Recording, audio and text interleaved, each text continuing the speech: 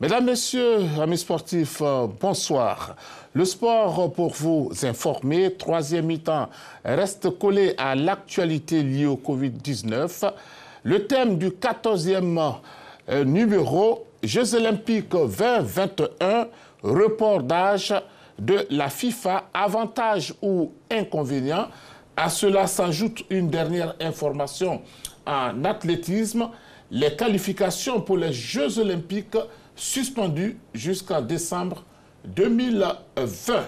C'est le groupe-là de notre discussion et c'est avec messieurs Choalé Diomandé et Magoula Diop. Bonsoir à vous, messieurs. Bonsoir, Sébastien. Bonsoir, Sébastien. Merci encore une fois d'être sur ce plateau. Et je rappelle que pour les mesures de sécurité, d'hygiène également, nous maintenons la distance entre vous et moi. Nous avons mis 2 mètres. Je pense que c'est suffisant. Magoula Diop, c'est plus d'1 mètre en tout cas. Vous êtes bien en forme, donc il fallait ajouter quelques mètres encore. Pour Choalio, ça ne pose pas de problème. Alors, messieurs, nous aurons en ligne pour cette émission, si les dieux de la technique sont avec nous, nous aurons Dago Charles et Tchétché Aimé. Quand le Covid-19 influence la compétition, voici ce que nous propose Salif Bey Ouattara. Au lendemain de la décision de reporter les Jeux Olympiques de Tokyo à l'été 2021, les fédérations internationales réfléchissent à la formule adéquate afin de contenter tous les acteurs et parties prenantes de cette compétition. Car, conformément à la charte olympique qui régit les Jeux depuis 1908, relookée en 2019, chaque fédération internationale est chargée du contrôle et de la direction de son sport durant les JO. C'est fort de cet alinéa 46 de la charte olympique sur le rôle des fédérations internationales que la FIFA de Gianni Infantino a décidé de repousser l'âge limite de participation au tournoi de football des JO de 23 à 24 ans. Une décision salutaire pour les sélections juniors qui ont mené l'aventure pour les qualifications, puisqu'elle permettra à tous les joueurs frappés par la limite d'âge et qui étaient donc sous la menace de non-participation de pouvoir prendre part à la compétition. Au niveau de la Fédération internationale d'athlétisme, son président Sébastien Coe et l'ensemble des experts techniciens ont décidé d'annuler toutes les phases qualificatives pour les JO en attendant que le Covid-19 meure de sa propre mort. Une partie des techniciens avait souhaité faire les phases de qualification à huis clos sur un terrain unique. La majorité a décidé le contraire, jugeant le risque trop grand. Le Covid a également influencé une autre prise de position à la FIFA. L'instance de gestion du football a décidé du prolongement des contrats des joueurs qui finissaient en juin, de sorte à pouvoir permettre aux clubs de reprendre les championnats dans des conditions optimales. Jamais la FIFA ne s'était autant ingérée dans la gestion des clubs qui restent autonomes dans leur fonctionnement. Cette autre décision de Gianni Infantino sera-t-elle approuvée par tous les clubs? Y a-t-il un risque financier pour les clubs? La FIFA va-t-elle doter financièrement les clubs dans cet autre combat? Messieurs, la parole est à vous. Merci à vous, Salif Ouattara. Messieurs, la FIFA a-t-elle eu le nez creux? Par rapport à la décision relative aux Jeux Olympiques, oui, je pense que c'est la décision qu'il fallait prendre. Parce que c'est une décision juste. Puisque le Comité international olympique avait déjà décidé que ceux qui étaient qualifiés pour les JO en 2020 étaient automatiquement qualifiés pour les JO qui auront lieu l'année prochaine en 2021. D'accord. Voilà. Est-ce que c'est une décision vue juste par la FIFA? Oui, je pense que c'est une très bonne décision parce qu'il faut aussi rappeler que le football est la seule discipline soumise à un critère d'âge au niveau des Jeux Olympiques. Et là, je pense que la FIFA a vraiment vu juste en essayant de prendre la décision de maintenir les joueurs nés après le 1er janvier 1997. Donc je pense que là, c'est une très bonne décision. Alors, messieurs, la FIFA donc, qui a décidé donc, de repousser la limite d'âge de 23 à 24 ans, avantage ou inconvénient? Monsieur Magoula Diop. Moi, je n'y vois pas d'inconvénients. Je vois plutôt beaucoup d'avantages, des avantages. Comme Naya le dit tout à l'heure, pour moi, c'est une question d'équité. On ne peut pas permettre à certains athlètes de réaliser leurs rêves olympiques et priver d'autres de le faire. Donc, cette décision-là, pour moi, c'est une décision d'abord de justice, parce qu'elle aurait empêché ces jeunes footballeurs de réaliser leurs rêves.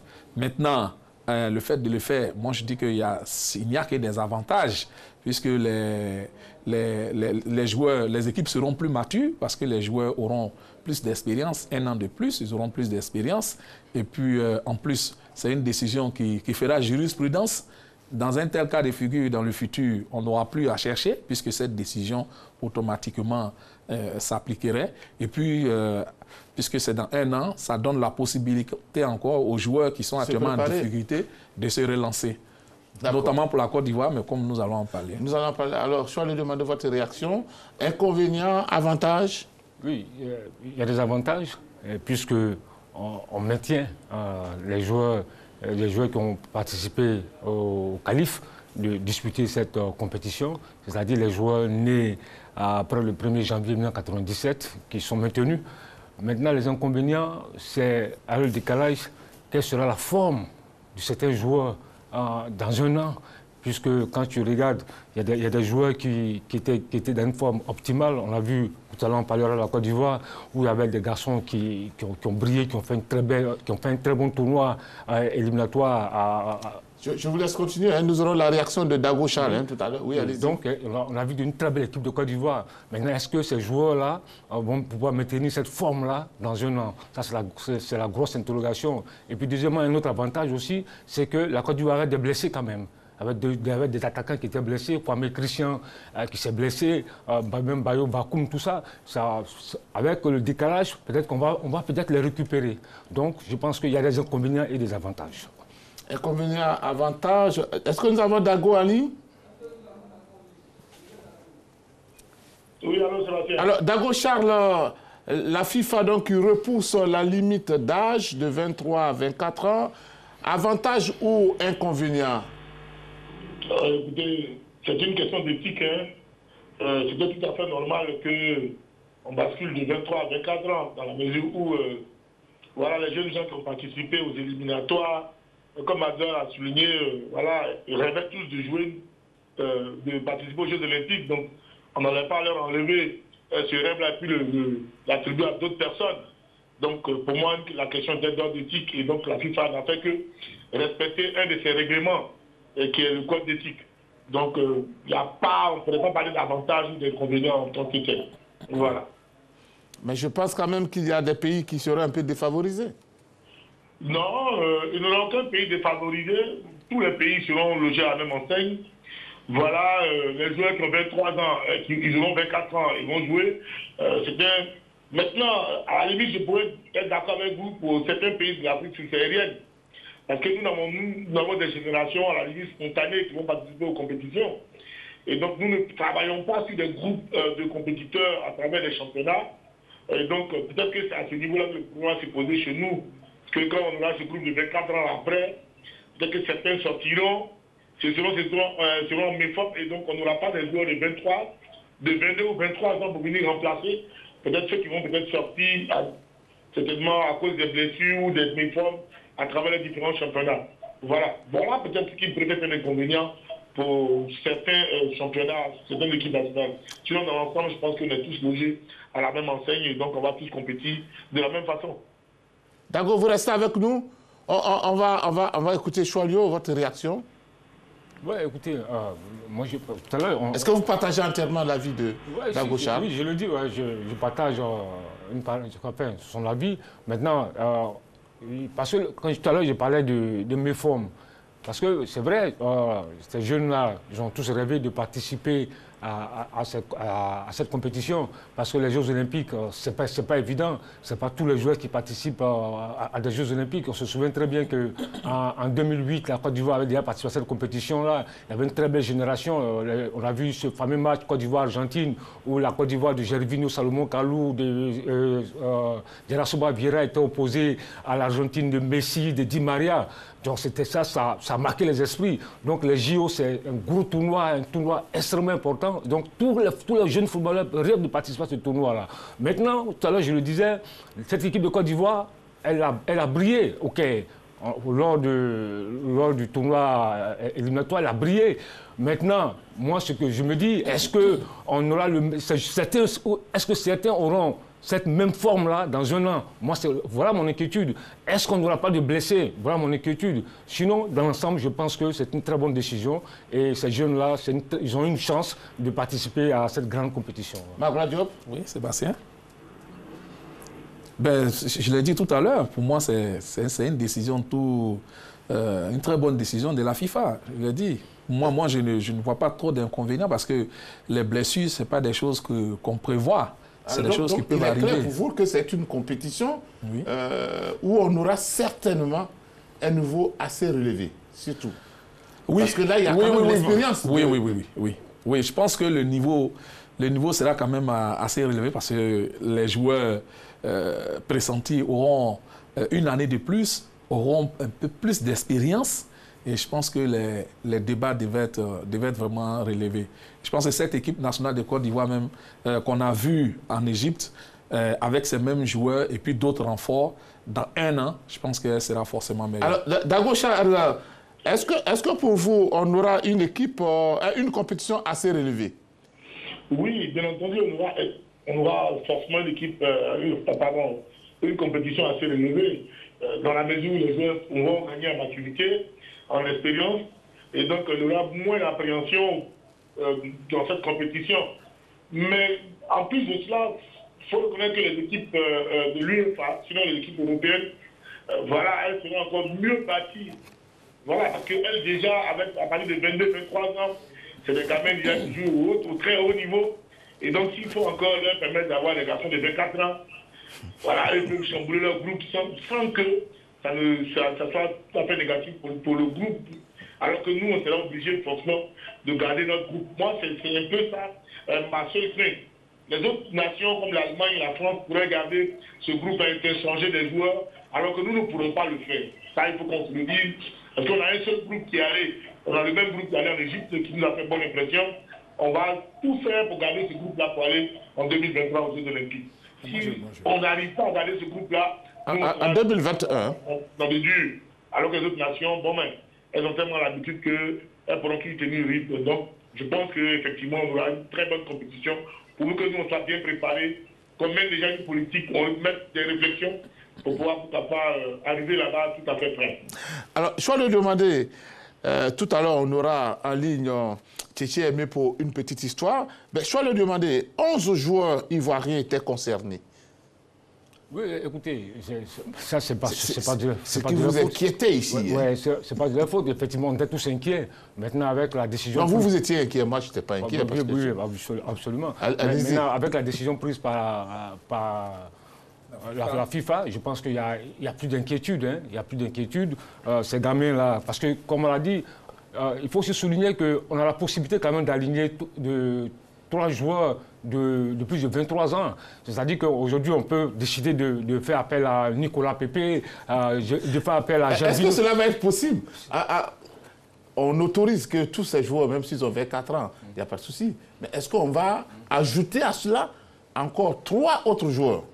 Oui, on va laisser finir. Donc, je pense qu'on a encore la possibilité, on peut renforcer l'équipe. L'équipe peut être renforcée. On risque de retrouver des équipes nationales de non, pas forcément, parce que c'est pas plus de 3 joueurs. Nous, la France, à un moment donné, ils ont décidé, ils ont envisagé Mbappé pour les JO. Nous, on peut décider de faire appel à Nicolas Pepe, même à Gervinho, même à Ismaël Traoré, etc., pour renforcer l'équipe. Parce que l'équipe était déjà là, c'est une très belle équipe. Quand vous avez des garçons au niveau niveau de la défense, bon, le gardien de but ira taper, c'est le 3e gardien de l'équipe nationale de Côte d'Ivoire, la sélection A.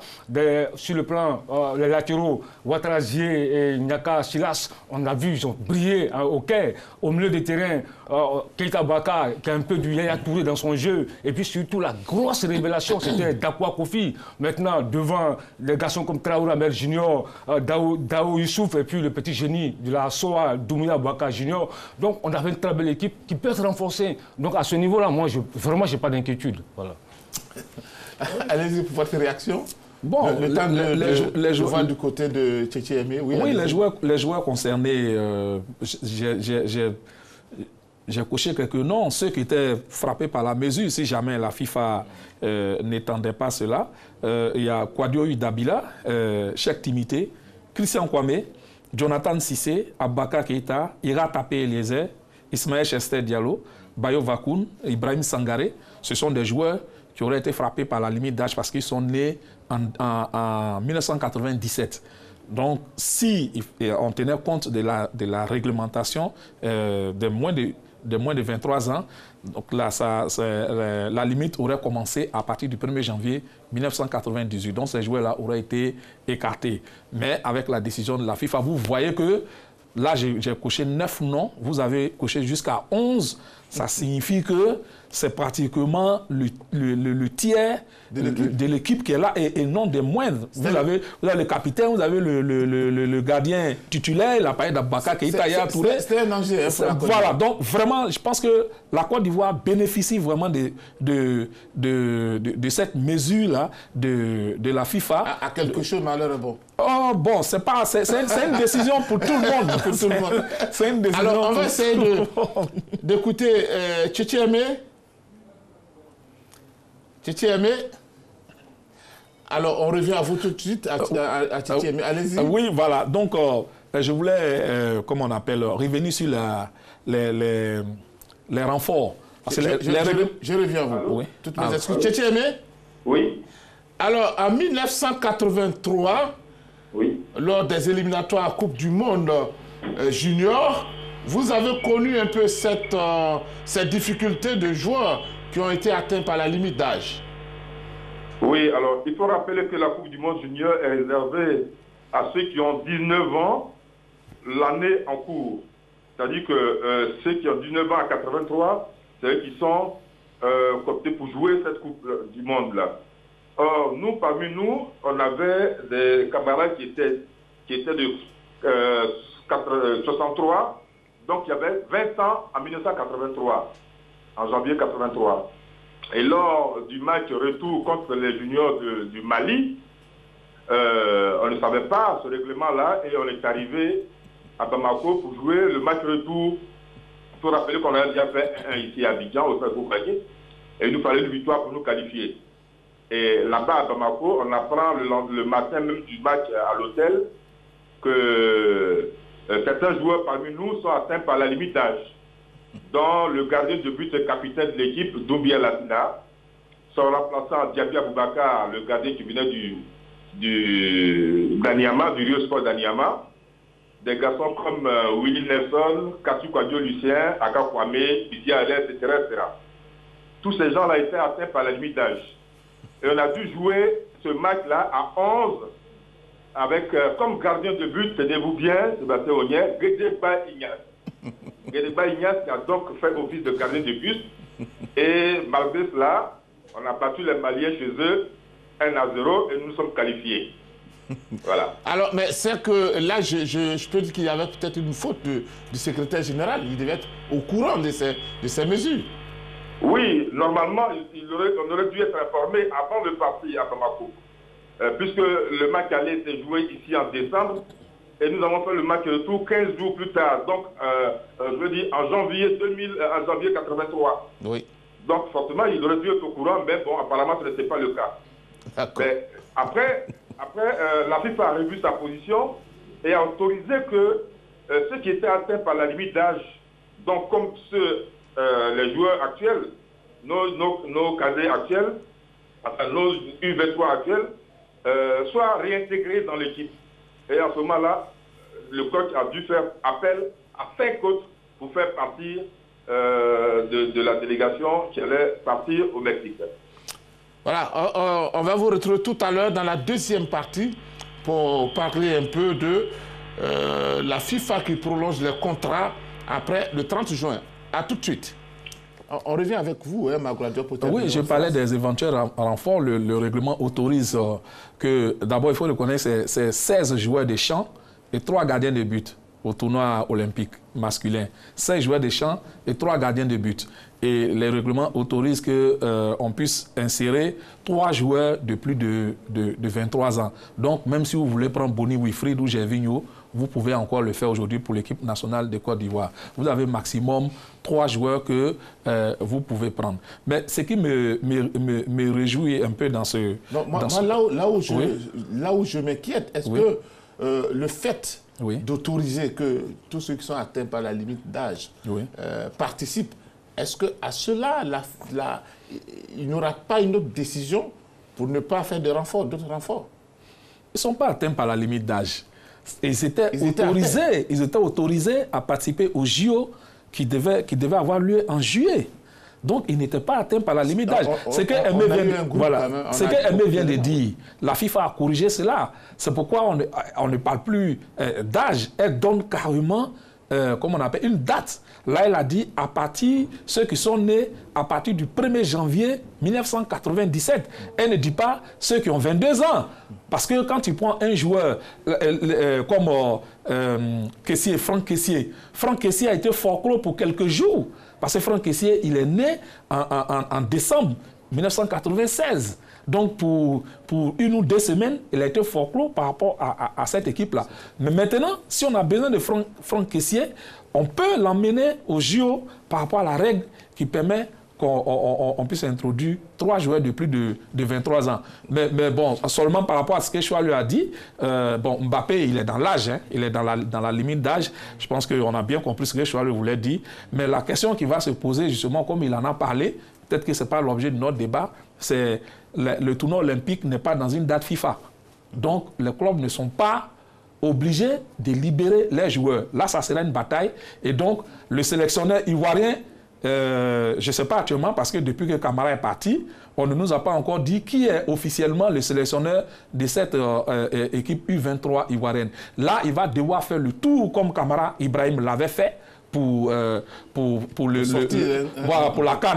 CAN égyptienne. Il va falloir faire le tour pour obtenir un accord avec ce club-là. Là, c'est une autre paire de manches.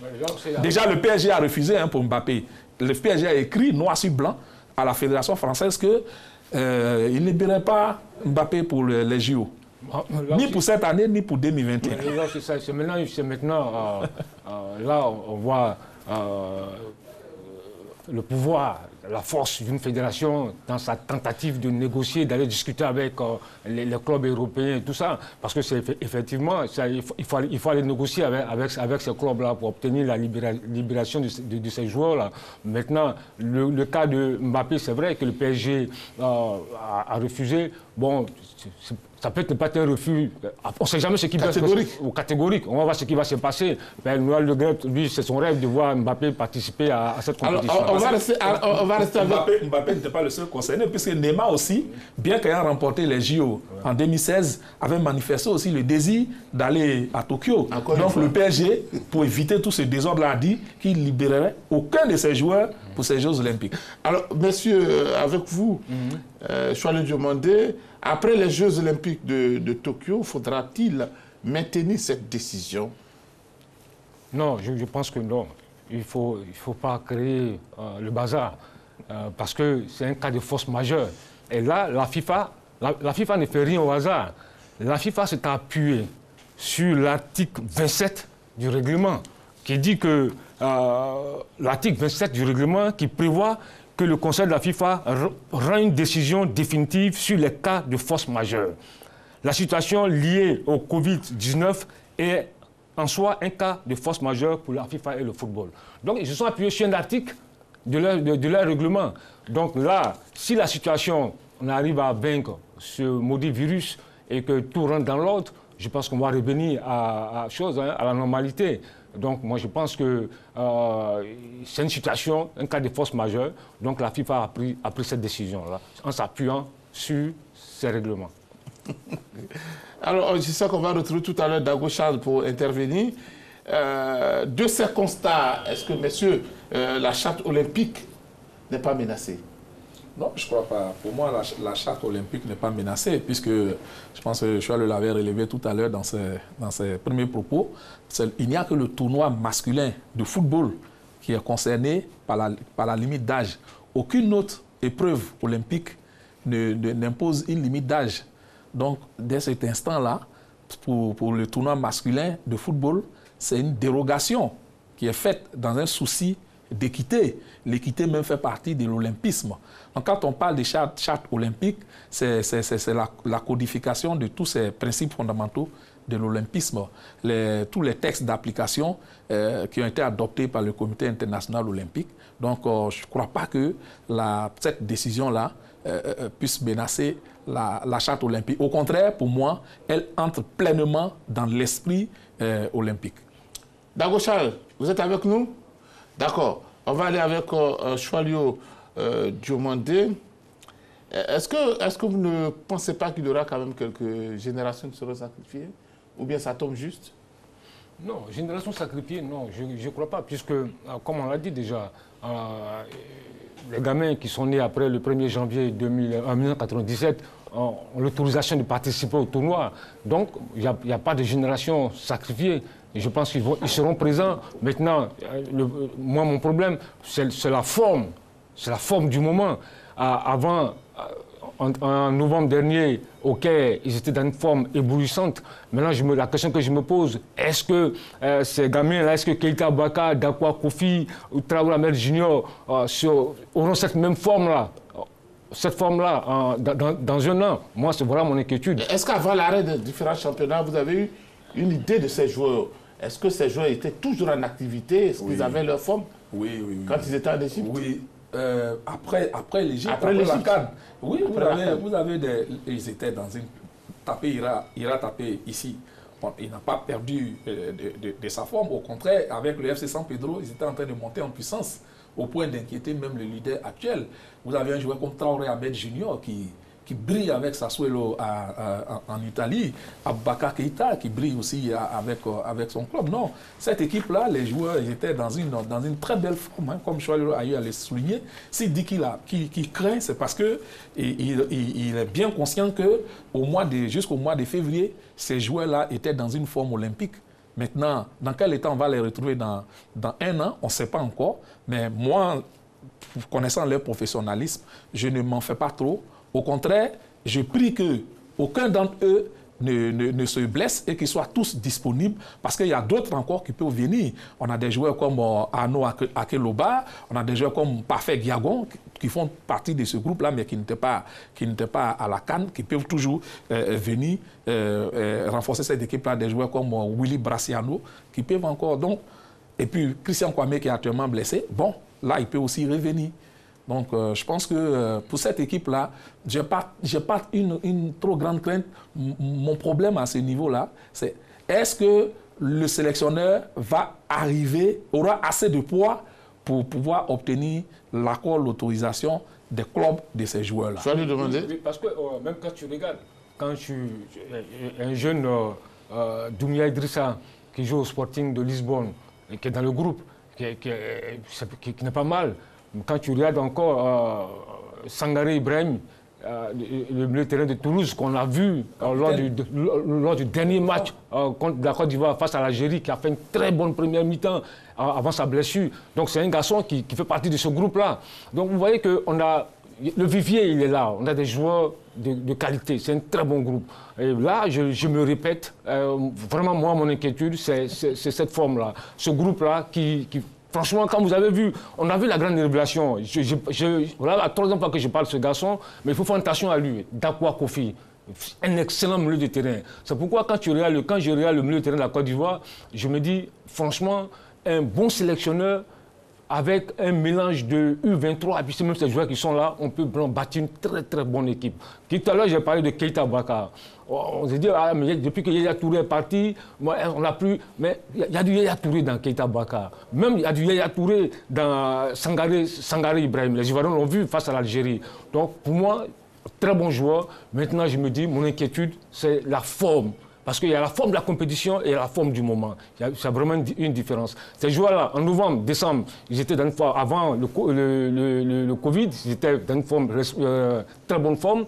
Maintenant, dans un an, est-ce qu'on va les retrouver? Est-ce qu'il n'y aura pas de grosses blessures, etc., etc. Voici un peu mon inquiétude.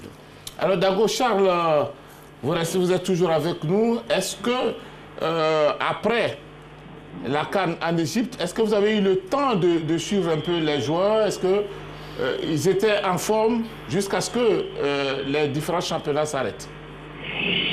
Oui, après, on a eu le temps quand même de suivre certains, surtout Sangaré, moi qui ai monté en grande puissance du côté de Toulouse, au point même d'obtenir le brassard, c'est-à-dire des bons augures. Il a tapé aussi au niveau du championnat, qui a brillé de mille feux avec le retour de son entraîneur du côté de FC Saint-Pedro.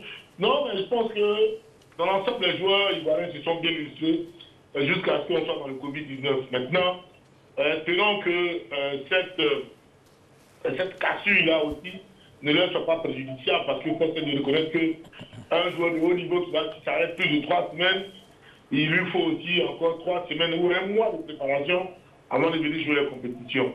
Et donc, moi, j'ai une certaine inquiétude par rapport à l'arrivée de ces joueurs-là et puis au championnat l'année prochaine. Et donc, comme Chariot s'inquiète des différentes blessures, moi aussi, je suis un peu inquiet, surtout par rapport aux différents clubs dans lesquels les uns et les autres vont certainement rebondir, par rapport au championnat, les niveaux des championnats. Est-ce que ces garçons-là seront tous dans un bon niveau avant d'atteindre ces Jeux olympiques? C'est vraiment la grosse interrogation. Sinon, en dehors de ça, je pense que les garçons étaient bien jusqu'à ce que ce Covid-là vienne nous créer tous les problèmes. Allez-y. Sébastien, juste renchérir. Oui. Par rapport à mon inquiétude, je parle des clubs. Tout à l'heure, on a parlé de Sangaré Ibrahim. Je pense que son nom est cité du côté du FC Barcelone.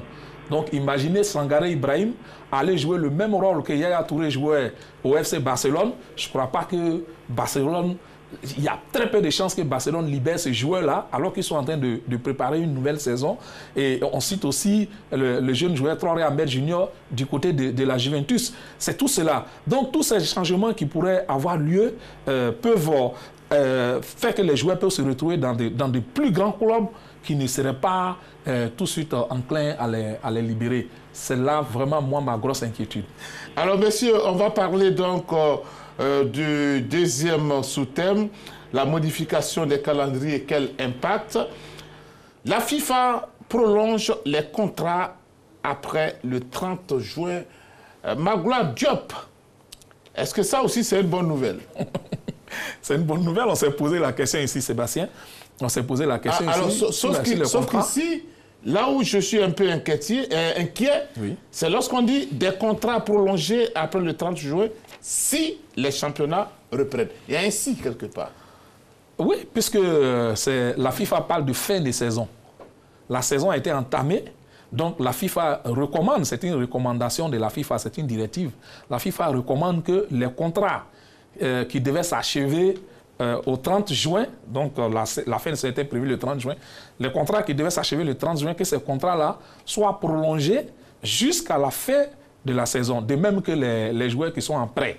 Et que ceux qui ont les contrats qui devaient commencer la saison prochaine, qui était prévue le 1er juillet, que ceux-là attendent que la saison en cours s'achève et que ces contrats-là entrent en vigueur après cette nouvelle fin de saison-là. C'est ce que la FIFA dit et je pense que c'est une directive, c'est une bonne recommandation qui est faite à la FIFA qui va servir de cadre de travail aux différentes associations nationales. Déjà en France, ils se sont assis, les clubs, la fédération et puis les joueurs, ils sont déjà parvenus à un accord pour ce qui est des salaires. Je pense que les contrats à ce niveau-là aussi, il n'y aura pas de problème. Est-ce que tout le monde va suivre? Écoutez, je pense que d'abord, il faut situer le cadre. il y a eu une réunion par vidéoconférence le 26 mars et 2 avril dernier. Un groupe de travail qui était dirigé par Vittorio Montagliani, qui est le président de la commission des acteurs du football à la FIFA. Il y avait des représentants de l'administration de la FIFA, il y avait les représentants des confédérations, les représentants des associations membres, de l'association des clubs européens, de la FIFPro, de la World League Forum. Donc tous ces représentants-là ont planché sur la question. Il y a eu 3 points essentiels. Les 3 points, c'est d'abord le premier point, c'est les accords qui arrivent à expiration à la fin de la saison en cours et les nouveaux accords qui ont été déjà signés pour le début de la saison prochaine. Deuxième point, c'est les accords qui ne peuvent pas être exécutés par les parties car déjà ils avaient déjà signé des accords. Et puis troisième point, c'est le timing de la période d'enregistrement des transferts. Je parle du mercato. Donc, c'est sur les 3 points essentiels que ce groupe de travail-là a planché. Maintenant, pour répondre à ta question, où la FIFA parle de si, pas de conditions, mais je pense que c'est en contradiction même avec l'article 27 du règlement qui dit qu'en cas de force majeure, il y a un cas de force majeure, le Covid-19. Donc, s'il y a un cas de force majeure, les décisions qui sont prises tiennent compte de ce cas, de cette situation gravissime.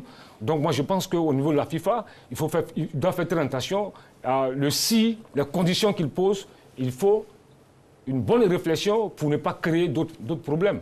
Voilà, pour vous répondre à votre question. Voilà. Alors ici, c'est écrit au cours de cette réunion, le document dit, dans le cas d'un joueur s'étant déjà engagé avec un futur club, au 1er juillet par exemple, son ancien club aurait la priorité jusqu'à la fin de son championnat. Et si jamais une écurie ne peut plus payer le salaire d'un joueur au-delà du 30 juin, pour telle ou telle raison, l'instance invite les 2 parties à trouver un accord et faire preuve de bonne volonté. Il y a aussi une porte ouverte quelque part quand même. Non, mais il n'y a pas de porte ouverte en fait. Pour ceux qui vont se dire que nous ne sommes pas en mesure de tenir nos promesses. Oui, mais de toute façon, ça c'est un employeur qui ne peut plus payer des salaires. Mais il y a une résiliation à l'amiable. Comme je l'ai dit, c'est toujours conformément à la loi qu'on rompt les contrats. Donc on s'assoit, on discute, on fait comprendre à l'employé qu'on ne peut plus faire face à nos charges. Mais justement, la FIFA, et là, je suis obligé de vous donner cet aspect des choses-là. Oui. La FIFA a eu à dire, vous avez parlé d'accord, la FIFA dit, faute d'accord, elle sera autorisée à statuer en fonction des facteurs suivants. 1. La volonté réelle du club de parvenir à un accord avec les joueurs, ce qui n'avait pas été le cas au FC Sion, par exemple. 2. La situation économique du club. 3. Elle va tenir compte de la proportionnalité des éventuels ajustements apportés au contrat des joueurs. 4. Le revenu net des joueurs après ajustement contractuel. Et 5. L'égalité des traitements des joueurs. L'égalité des traitements des joueurs. Donc, c'est des choses qui ne doivent pas être, des décisions telles que vous les présentez, ne doivent pas être prises dans l'objectif de léser des joueurs. Tel ou tel parti. Non, voilà, justement. Et la FIFA dit, faute d'accord, elle va statuer, ce qui est normal. Et elle va statuer et prendre des décisions s'il n'y a pas d'accord entre le club et le joueur. Mais ça, c'est pour les contrats qui arrivent à échéance le 30 juin. Sinon, les contrats qui n'arrivent pas à échéance, ils sont en vigueur.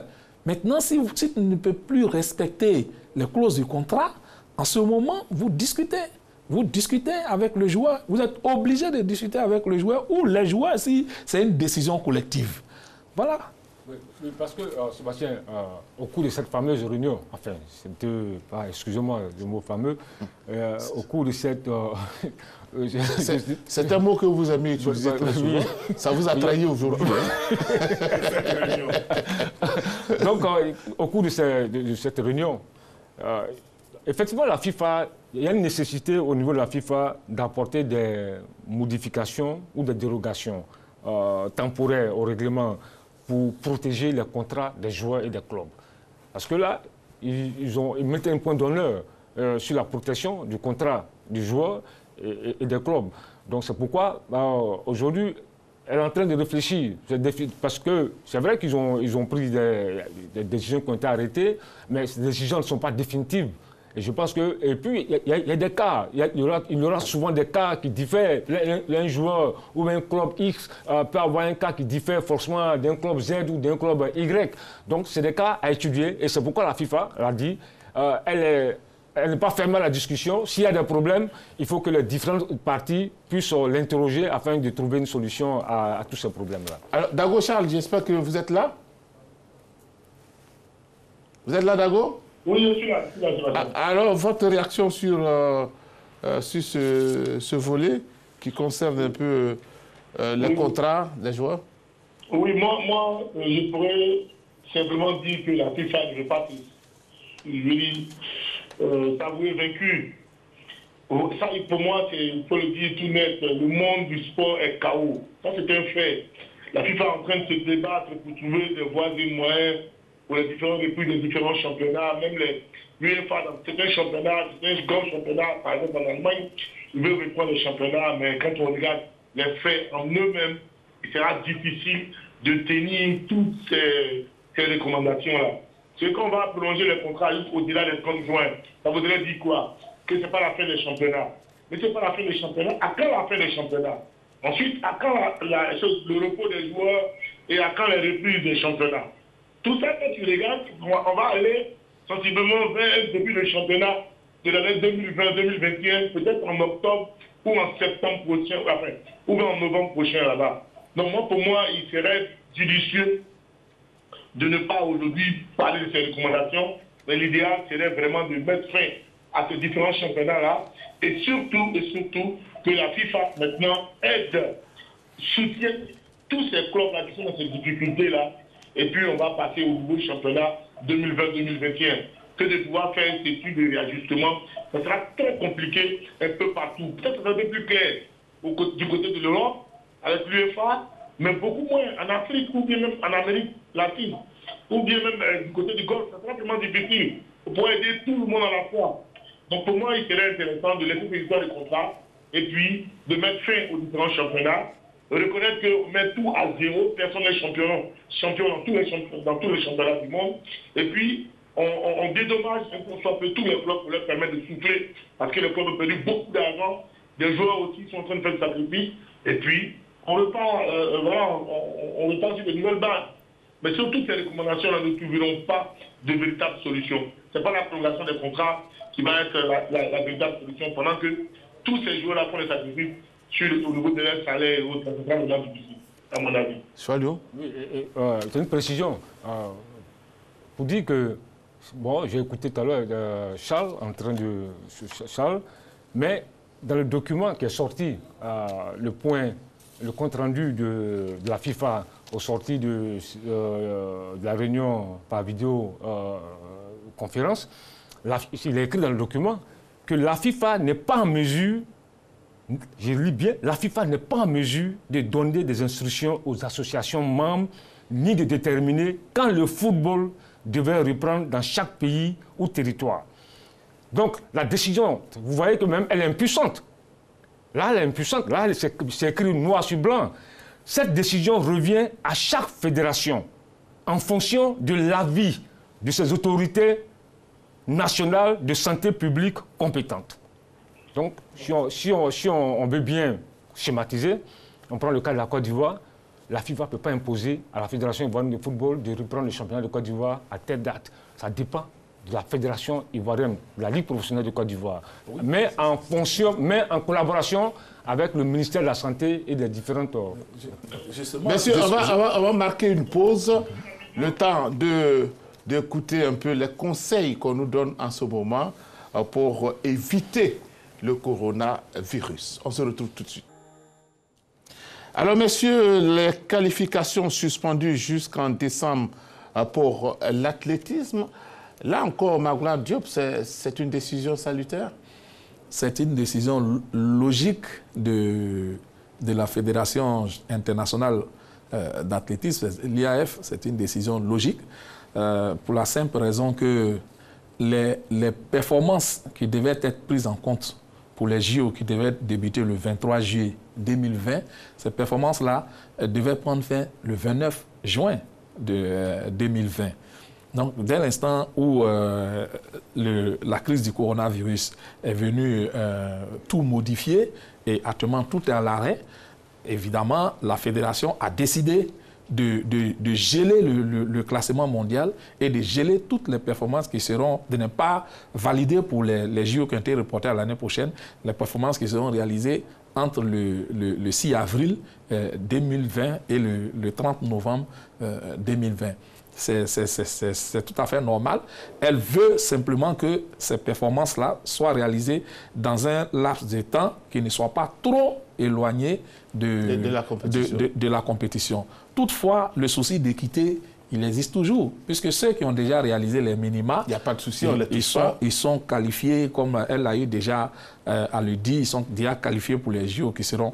Chez nous, ici, on a déjà 3 athlètes, Muriel Aouré, Marie-Josée Talou et Sissé Atu, qui ont déjà réalisé les minima. Donc, eux, ils sont déjà qualifiés. Ils n'auront pas besoin de batailler encore pour réaliser ces minima-là. Donc, c'est tout à fait compréhensible de la part de la fédération. Mais en même temps, au sorti de la crise du coronavirus, on se demande un peu quelle sera la motivation de ces joueurs-là, de ces athlètes qui vont devoir attendre jusqu'au 1er décembre pour véritablement, pour ceux qui n'ont pas encore obtenu leur qualification, pour véritablement commencer à se donner. Parce que les JO, c'est leur objectif.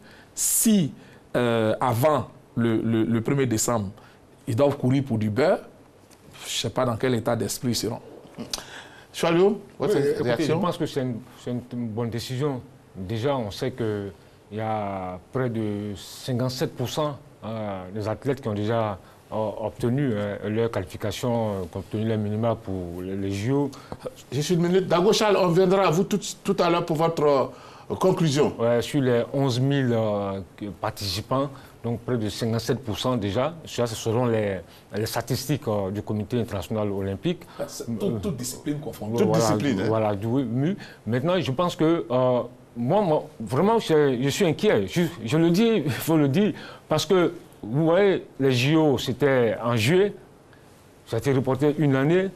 Vous voyez, on a vu un peu la forme de nos différents athlètes. Est-ce que cette forme-là, ils vont maintenir encore cette forme-là dans un an? Voici un peu, moi, mon inquiétude. Mais heureusement que, ils n'ont pas remis tout en cause. Ceux qui ont déjà obtenu leur qualification, bravo pour eux et c'est une très bonne chose. C'est pourquoi il faut être toujours parmi les premiers. Alors, Dago Charles, quelle est votre conclusion après les différents éléments que nous avons utilisés aujourd'hui? Quelle conclusion vous tirez-vous? Moi, je pourrais dire comme ça que la FIFA gagnerait à suivre l'exemple de la Fédération internationale d'athlétisme qui a suspendu toutes ces compétitions jusqu'à décembre 2020. La FIFA gagnerait donc, elle, de suspendre tout ce qui est football et puis avoir le courage de pouvoir discuter avec les différents présidents des clubs. Pourquoi pas, s'il faut leur permettre de pouvoir se faire économiquement, la FIFA devrait le faire parce qu'elle tient à ce que tous les calendriers soient alignés sur les calendriers. Et si elle veut continuer fortement à ce que les compétitions se jouent, je ne pense pas que tous les pays du monde pourraient s'aligner sur son calendrier la saison prochaine. Mais Dago Charles, le souci c'est que le coronavirus ne peut pas s'arrêter en même temps dans tous les pays.